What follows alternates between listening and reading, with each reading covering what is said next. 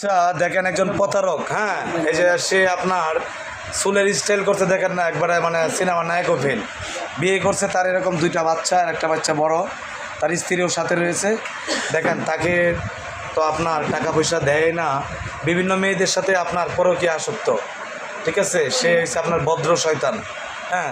তো এই সমস্ত শয়তান কি করা উচিত, দেশবাসীর কাছে আমার একটু জানার দরকার যে আপনার মানুষে প্রেম করে বিয়ে করে, ঠিক আছে, বিয়ে করার পর যখন বাচ্চা হয়ে যায় সব কিছু কিন্তু আপনার একটা সময় আমরা জানি যে এগুলি সব বাদ দিয়ে এই যে বাচ্চাদের দিকে তাকিয়ে কিন্তু আপনার মানুষ অনেক কিছু ছাড় দেয়, এবং অনেক কিছুই আমরা নিজেরা যারা আছি সব বাদ দিয়ে আমরা এই বাচ্চার দিকে তাকিয়ে, এই বাচ্চাটা কি তোমার না?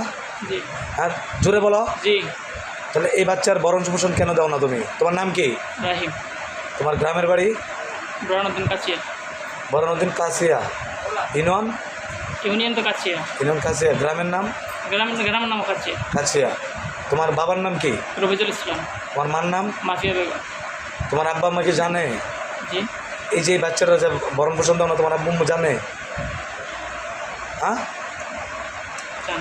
হ্যাঁ, তুমি তাদেরকে দাও না? তোমার আব্বা আম্মাকে দাও?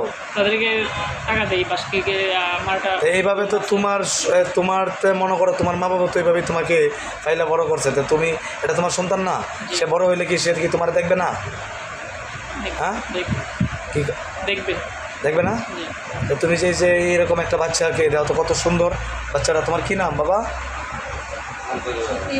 হ্যাঁ, এই যে তোমার বাচ্চাটা, এটা কি তোমার জন্মের না? তোমার পাশে কি স্ত্রী না? এটা কি ভালো লাগে না তোমার? ভালো লাগে তো, সংসার করছি। ভালো লাগে, এখন কি ভালো লাগে না? লাগে। তাহলে এখন আচ্ছা, আমি ওর সাথে যোগাযোগ রাখি নাই।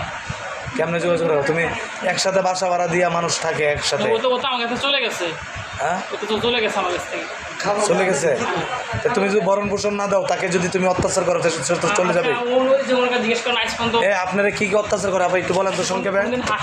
সংক্ষেপে বলেন বলেন কি মানে আপনার সাথে কি ধরনের অত্যাচার করে বলেন।